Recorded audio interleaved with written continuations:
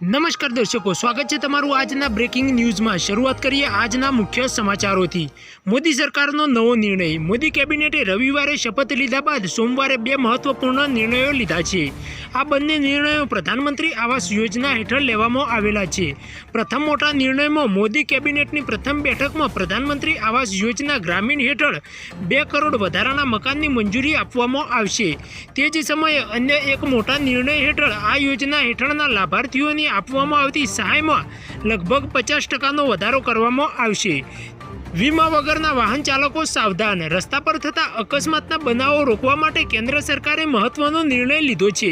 હવે કોઈપણ વાહનને થર્ડ પાર્ટી વીમો ફરજિયાત કરી દીધો છે।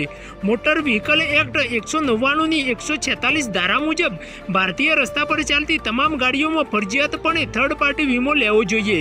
જો વીમો નહીં હોય તો કાનૂની ગુના બદલ આવા લોકોને દંડની સાથે સાથે જેલની સજા પણ થઈ શકે છે। પેટ્રોલ અને ડીઝલ પર નવી જાહેરાત। મોદી કેબિનેટની રચના થયા બાદ પેટ્રોલિયમ મંત્રી હરદીપસિંહ પુરીએ એક મોટી જાહેરાત કરી છે। તેમનું કહેવું છે કે આ વખતે સરકાર પેટ્રોલ અને ડીઝલ જેવા નેચરલ ગેસ જેવી ઉત્પાદનોમાં જીએસટીના દાયરામાં લાવવાનો પ્રયાસ કરશે।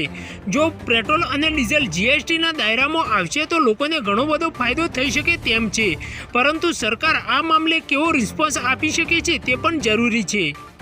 2017ના હપ્તાની તારીખ જાહેર। પીએમ કિસાન સન્માન નિધિના 17મા હપ્તાની રાહ જોઈ રહેલા ખેડૂતો માટે રાહતના સમાચાર। પ્રધાનમંત્રી નરેન્દ્ર મોદી 18મી જૂને પોતાના સંસદીય ક્ષેત્ર વારાણસીથી દેશના કરોડો ખેડૂતોને પીએમ કિસાન સન્માન નિધિના 17મા હપ્તાની ભેટ આપવામાં આવશે। કેન્દ્રમાં સતત ત્રીજી વખત સરકાર બન્યા બાદ પ્રધાનમંત્રી નરેન્દ્ર મોદી 18 જૂને પ્રથમવાર પોતાના સંસદીય ક્ષેત્ર વારાણસીના પ્રવાસ કરશે। હવે લાગશે એટીએમથી પૈસા ઉપાડવાનું ચાર્જ। એટીએમથી કેશ કાઢનારા ગ્રાહકો માટે માઠા સમાચાર સામે આવી રહ્યા છે। દેશના ઘણા બધા એટીએમ ઓપરેટરોએ રોકડ ઇન્ટરચેન્જ ફી વધારવાની માંગણી કરી રહ્યા છે, જેમાં પ્રતિ ટ્રાન્ઝેક્શને 23 રૂપિયા વધારાના લેવામાં આવશે, જેમાં એસબીઆઈ, આઈસીઆઈસી અને એચડીએફસી જેવી બેંકોનો સમાવેશ કરવામાં આવી રહ્યો છે। જો કે પહેલાં 15 થી 17 રૂપિયા ચાર્જ લેવામાં આવતો હતો, જે વધારીને હવે 23 રૂપિયા કરવાની માંગણી કરી રહ્યા છે।